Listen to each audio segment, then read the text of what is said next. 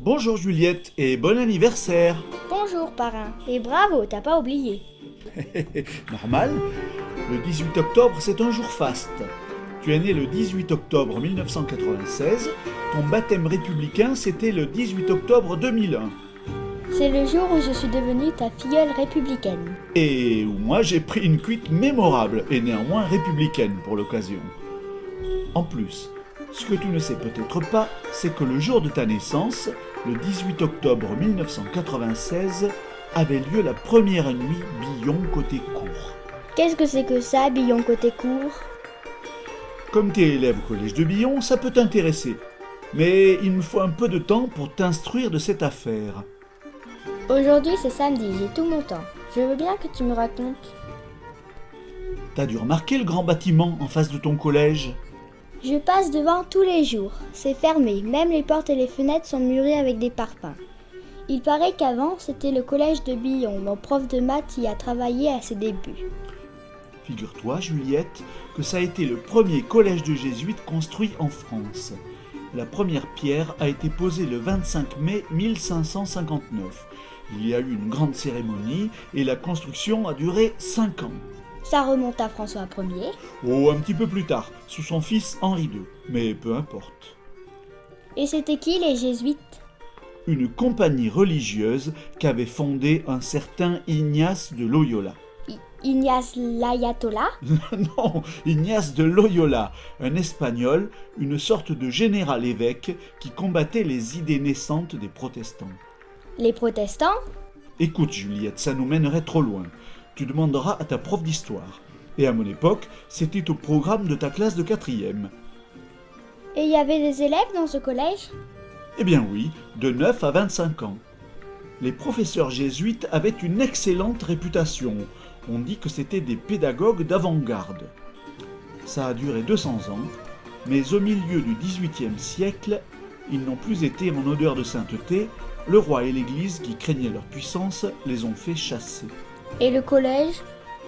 Il est devenu collège royal puis républicain, et jusqu'en 1963, il y a eu des enfants de troupe. C'est quoi ça, les enfants de troupe? Souvent, des orphelins de guerre que l'armée prenait en charge pour leur éducation. Des garçons de ton âge, en uniforme bleu marine avec un grand béret. En tout, plus de 10 000 sont passés par Billon. Puis c'est devenu le collège public. En 1994, tout le monde a déménagé dans le collège actuel, celui où tu vas. Et le vieux bâtiment s'est retrouvé orphelin d'enfants. Et Billon côté cour dans tout ça? J'y viens. On était pas mal à l'époque à s'être installé à Billon ou aux alentours parce que cette petite ville nous semblait plus belle que les autres, rurale et citadine en même temps. Vous étiez des babes? Disons des genres de 68 arts plutôt réalistes. On maniait la bêche et la truelle aussi bien que le stylo. Comme mes parents, quoi. Exactement, Juliette. Mais eux sont venus un peu plus tard dans le coin. En tout cas, quand on a vu le vieux collège abandonné, on a ressenti la même chose que bien des Billomois, la tristesse et l'envie de faire quelque chose. Et on a fondé l'association Billon côté cour. Pourquoi côté cour? À cause de la cour de Strasbourg, la cour fermée à l'intérieur des bâtiments, qui était pour nous l'un des plus beaux lieux de Billon, avec une acoustique parfaite.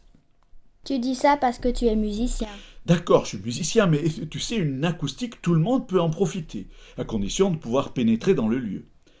C'est comme la vue au sommet du Puy-de-Dôme, elle appartient à tous ceux qui y sont montés. Bref, on a eu tout de suite pas mal d'adhérents. Des nouveaux installés, comme vous? Pas seulement, beaucoup de gens de Billon aussi, des élèves de l'ancien collège, des anciens enfants de troupe.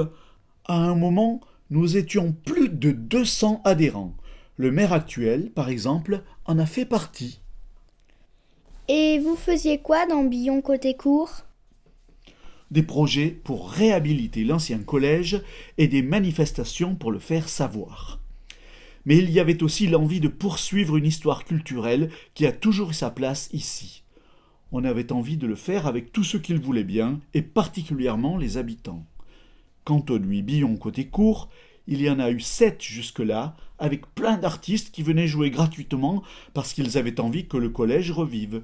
On a eu par exemple Steve Waring. C'est ton copain? Oui, mais n'empêche, il est adhérent de Billon côté cour. Et il se souvient encore d'avoir chanté dans la cour de Strasbourg sous le crachin d'automne. Une année, on a fait notre nuit dans l'ancien gymnase, là où il y a les travaux tout de suite.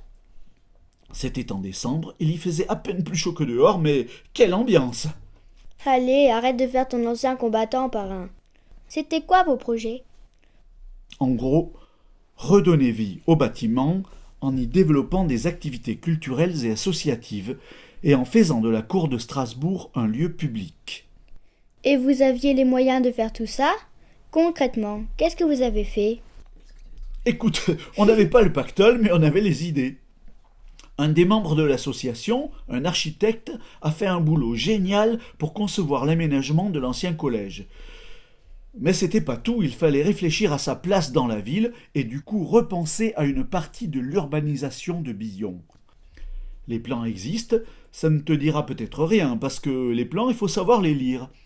Mais tous les gens avertis peuvent te faire dire que c'est du beau boulot. Et on avait aussi parlé du projet à des professionnels de la région. Par exemple, un producteur de musique et un studio d'enregistrement étaient prêts à venir s'installer. De notre côté, beaucoup d'associations de Billon cherchaient des locaux pour leurs activités. Il y avait là de quoi satisfaire tout le monde. Mais qui pouvait décider de réaliser tout ça? La mairie, car la ville est propriétaire du bâtiment. En 1998, on a présenté le projet à la population et à quelques élus. Résultat, la majorité municipale de l'époque argue d'une mauvaise gestion précédente pour ne pas s'engager. Heureusement qu'on a appris le verbe arguer la semaine dernière, sinon j'aurais rien compris. La prof nous a dit que arguer c'est souvent se défiler. Très juste. T'as compris, en tout cas, qu'il fallait apprendre pour comprendre. C'est bien, Juliette. Je suis fier de ma filleule. Et nous, on commençait à comprendre que ce serait dur de convaincre. Et le 28 octobre 1998, l'incendie criminel d'une partie du bâtiment nous a jeté un froid. Qui a fait ça? Des gamins de ton âge qui s'amusaient dans les greniers. Ils n'ont sûrement pas fait exprès. Toujours est-il qu'une partie du toit est partie en fumée.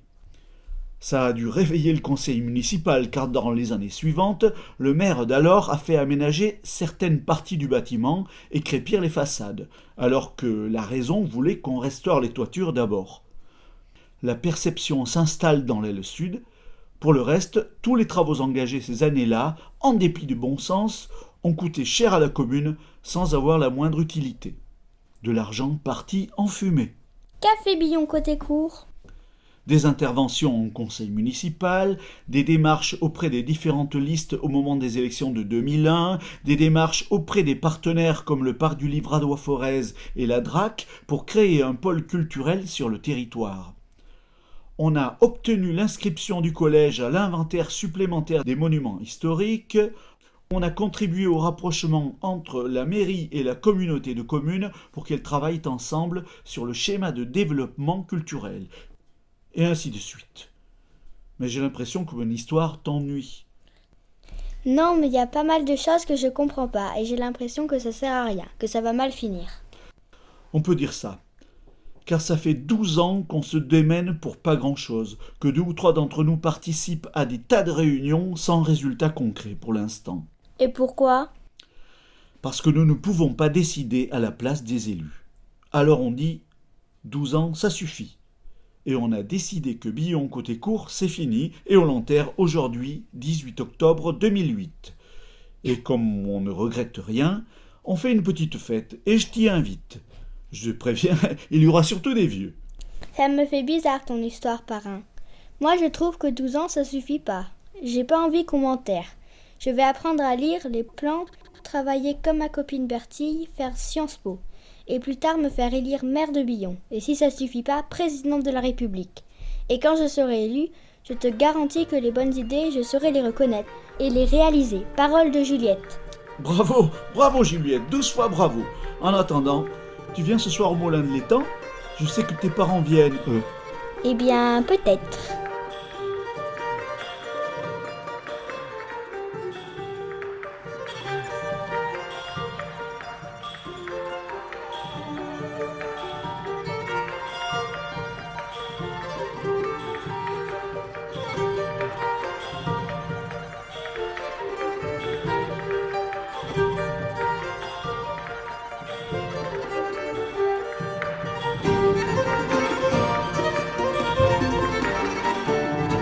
Thank you.